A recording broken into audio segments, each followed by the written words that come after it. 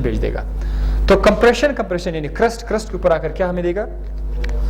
Yes, rise, आवाज का intensity rise करेगा। फिर ये कितने, इस तीसरे हिस्से में कितने वाइब्रेशन भेज रहा है? 24 भेज रहा है, और ये 22.5। फिर से 24 का मतलब ये है कि ये क्या भेजेगा?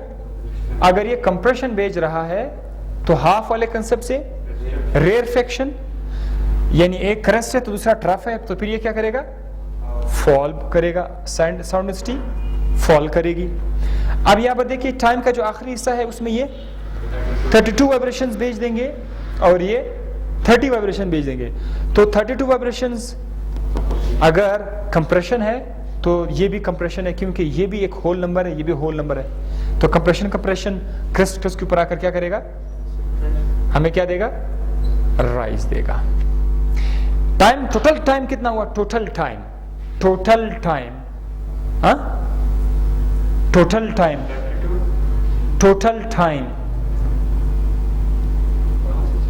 1 सेकेंड, क्योंकि 1 सेकेंड के 4 हिस्से थे।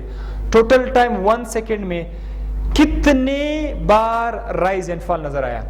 एक राइज एंड फॉल ये है, राइट?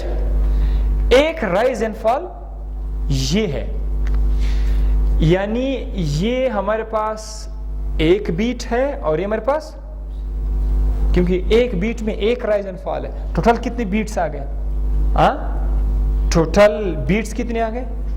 2 बीट्स। क्यों ये 2 बीट्स आ गए? क्योंकि 32 और 30 का डिफरेंस कितना है? 2 है ना, तो आपको बीट्स भी कितने मिलेंगे? 2। ट्यूनिंग फॉर्क में जो डिफरेंस है फ्रीक्वेंसी का, उतने ही आपको नंबर ऑफ बीट्स मिलेंगे। अगर हम इसको 32 और 34 का कर देते, सॉरी 32 और 34 का कर देते, नहीं 34 का तो भी तो डिफरेंस तो है। अगर 32 और 36 का कर देते, फिर